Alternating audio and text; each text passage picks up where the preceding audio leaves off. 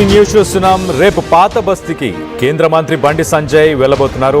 ఇటు భాగ్యలక్ష్మి అమ్మవారిని దర్శించుకోనున్నారు. ఇటు కరీంనగర్కి సంబంధించిన బీజేపీ నాయకులు బండి సంజయ్ ఆధ్వర్యంలో ఇటు నేతలు అమ్మవారి దర్శనానికి వెళ్ళబోతున్నారు.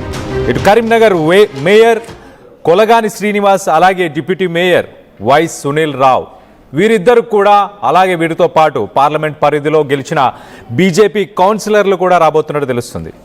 ఇటు బీజేపీ రాష్ట్ర కార్యాలయం నుంచి బండి సంజయ్తో కలిసి ఇటు భాగ్యలక్ష్మి అమ్మవారిని దర్శించుకోవడానికి ఇటు కరీంనగర్ లీడర్లు వెళ్ళబోతున్నారు. దాని తర్వాత ఇటు లాల్ దర్వాజా, అలాగే సికింద్రాబాద్ మహంకాళి అమ్మవార్ల దర్శనం జరగబోతుంది.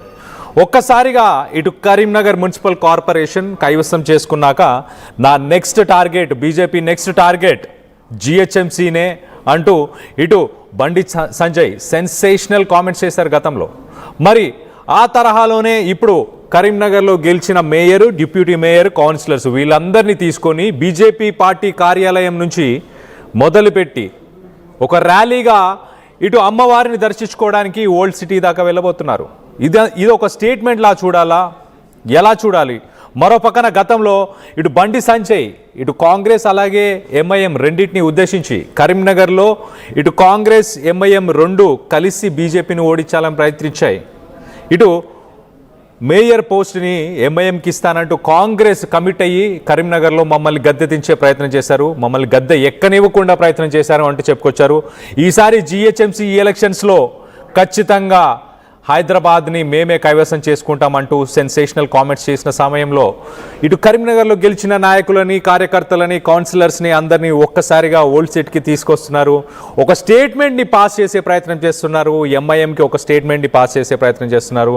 దీనికి సంబంధించి మరింత అప్డేట్ తీసుకునే ప్రయత్నం చేద్దాం. గతంలో కూడా మనం చూస్తే ఇటు బండి సంజయ్ గతంలో కూడా ఇటు విజయ్ సంకల్ప యాత్ర ర్యాలీలో కూడా మాట్లాడుతూ ఎంఐఎం ఎక్కడైతే ఓల్డ్ సిటీలో స్ట్రాంగ్గా ఉన్న కొన్ని ప్లేసెస్ ఉన్నాయో అక్కడ ఇండియా పాకిస్తాన్ తరహాలో ఉండబోతుంది అంటూ ఆయన వర్ణించే ప్రయత్నం కూడా చేశారు. సో ఒక రకంగా మరి ఎంఐఎంకి ఒక వార్నింగ్ ఇచ్చే ప్రయత్నం చేస్తున్నారా ఏంటి అనేది దీనికి సంబంధించి మరింత అప్డేట్ తీసుకునే ప్రయత్నం చేద్దాం. ఇటు మా ప్రతినిధి చంద్రశేఖర్ ఉన్నారు, చంద్రశేఖర్తో మాట్లాడి తెలుసుకునే ప్రయత్నం చేద్దాం.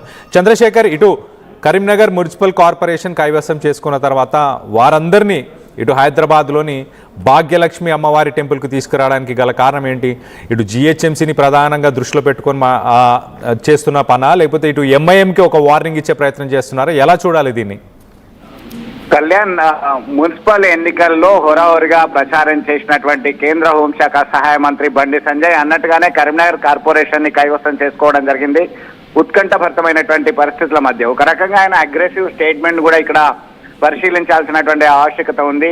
100 కోట్ల డీల్ జరిగింది కాంగ్రెస్ పార్టీకి ఎంఐఎంకు మధ్యలో. భారతీయ జనతా పార్టీని అడ్డుకునేటువంటి ప్రయత్నం చేస్తున్నారని చెప్పి ఆయన కుండ బద్దలు కొట్టడం జరిగింది. ఆ తర్వాత చాలా నాటకీయ పరిణామాల నేపథ్యంలో భారతీయ జనతా పార్టీకి సంబంధించినటువంటి మేయర్ కొలగాని శ్రీనివాస్, అలాగే డిప్యూటీ మేయర్గా సునీల్ రావు వారు ఎన్నిక కావడం జరిగింది. 30 మంది భారతీయ జనతా పార్టీకి సంబంధించినటువంటి కార్పొరేటర్లు, మరొక 4 ఇండిపెండెంట్ అభ్యర్థులు భారతీయ జనతా పార్టీలో చేరడం జరిగింది.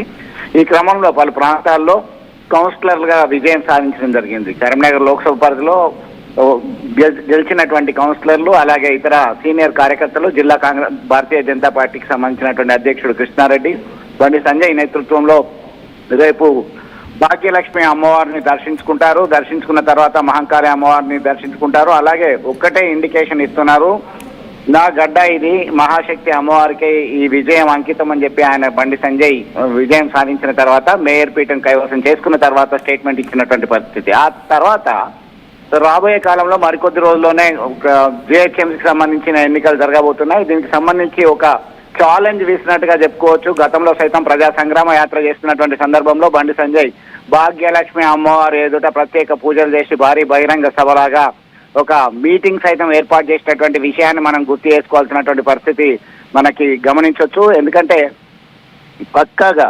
కరీంనగర్లో ఎంఐఎంకి గతంలో ఉన్నటువంటి స్థానాల్ని గండి కొట్టేటువంటి ప్రయత్నంలో సఫలీకృతమయ్యారు. గతంలో ఉన్నటువంటి పరిస్థితి 7 స్థానాల నుంచి 3 స్థానాలకు పరిమితమయ్యారు ఎంఐఎం. ఈ అంశానికి సంబంధించి మేము ఏదైతే అనుకున్నామో ఆ లక్ష్యాన్ని, టార్గెట్ ని మేము సులువుగా ఛేదించుకున్నాం. హిందూ బంధువుల అండతోని ఖచ్చితంగా వీరికి నేను అండగా ఉంటాను, ఇచ్చిన మాట ప్రకారం వీరందరినీ కూడా తీసుకొని భాగ్యలక్ష్మి అమ్మవారి టెంపుల్ దర్శించుకున్న తర్వాత భారతీయ జనతా పార్టీ రాష్ట్ర కార్యాలయంలో సైతం పలువురు ముఖ్య నేతల్ని కలిసేటువంటి అవకాశం ఉంది. రాబోయే కాలంలో ఒక ప్రత్యేకమైనటువంటి ఇండికేషన్, ఒక సవాల్ విసిరినట్టుగా మనం భావించాల్సిన అవసరం ఉంది. Kalyan. Right Chandrashekar, thanks for the latest update. మొత్తం మీద ఎంతమంది రాబోతున్నారు ఇటు కరీంనగర్ నుంచి కౌన్సిలర్స్ కానీ, మొత్తంగా ఎంతమంది హైదరాబాద్కి ఇటు కేంద్ర మంత్రి బండి సంజయ్తో ఆయనతో పాటు రాబోతున్నారు? కార్పొరేటర్లు, కౌన్సిలర్లు, ముఖ్యమైనటువంటి ప్రతినిధులు కలిస్తే దాదాపు 100 మంది వరకు టార్గెట్ గా సెలెక్టెడ్ పర్సన్స్ ఉన్నారు. మిగతా కార్యకర్తలు, ఇతరత్ర ముఖ్యమైనటువంటి క్యాడర్లో ఉన్నటువంటి జిల్లా స్థాయికి సంబంధించినటువంటి నాయకులు, అసెంబ్లీ కాన్స్టిట్యూయన్స్ సంబంధించిన కొంతమంది ఇన్ఛార్జీలు. కరీంనగర్ లోక్సభ పరిధిలో 7 అసెంబ్లీ సెగ్మెంట్లు ఉన్నాయి. దీనికి సంబంధించినటువంటి ముఖ్య నేతలందరితో కలిసి హైదరాబాద్ భాగ్యనగర్కి వచ్చేటువంటి అవకాశాలు స్పష్టంగా కనబడుతున్నాయి. ఇప్పటికే ఆ ఏర్పాట్లు కొనసాగుతున్నటువంటి పరిస్థితి, చాలా ఉత్సాహంగా, ఆసక్తిగా వారు రావడానికి సిద్ధమైనటువంటి పరిస్థితి మనం గమనించవచ్చు. కళ్యాణ్, అంటే రేపు ఇటు బీజేపీ ఆఫీస్ నుంచి ఇటు భాగ్యలక్ష్మి అమ్మవారి టెంపుల్ దాకా ర్యాలీగా వెళ్ళబోతున్నారా? అంటే నడిచి వెళ్ళబోతున్నారా, లేకపోతే ఎలా, ఏంటి ప్రోగ్రామ్, రేపు షెడ్యూల్ ఏంటి?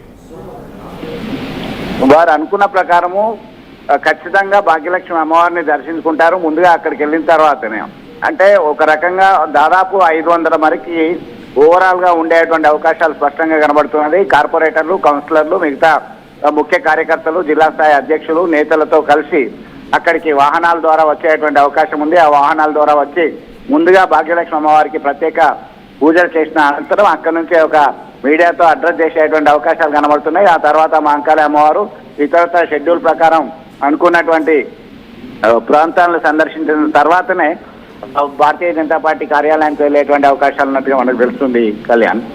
Right Chandrashekar, thanks for the latest update. మొత్తం మీద ఇటు బండి సంజయ్ గతంలో ఇటు కరీంనగర్ మున్సిపల్ కార్పొరేషన్ ఉద్దేశించి సెన్సేషనల్ కామెంట్స్ చేశారు.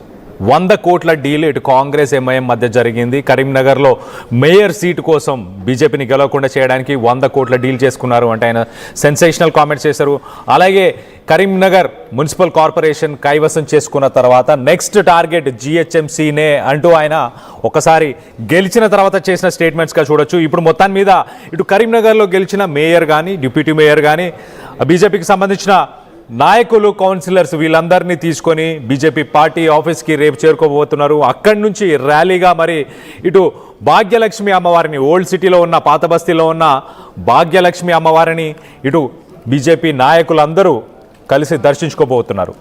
దాని తర్వాత ఇటు లాల్ దర్వాజా, అలాగే సికింద్రాబాద్, ఈ 2 ప్లేసెస్లో ఉన్న మిగతా ఆలయాలను కూడా దర్శించుకునే అవకాశం ఉన్నట్టు తెలుస్తుంది. మరో పక్కన జిహెచ్ఎంసీ కావేశం చేసుకోవడానికి, అలాగే ఎంఐఎంకి కూడా ఒక స్టేట్మెంట్ ఇచ్చే ప్రయత్నం చేశారు. గతంలో ఎంఐఎంని ఉద్దేశించి కొన్ని ప్లేసెస్లో, కొన్ని వార్డుల్లో, కొన్ని జోన్స్లో ఇటు ఎంఐఎం అలాగే ఇటు బీజేపీ రెండిటి మధ్య, ఇండియా పాకిస్తాన్ మధ్య మ్యాచ్ లాంటి సిట్యువేషన్ అయితే నెలకొనే అవకాశం ఉంది అంటూ ఇటు ఇండియా పాకిస్తాన్తో పోలుస్తూ వచ్చారు.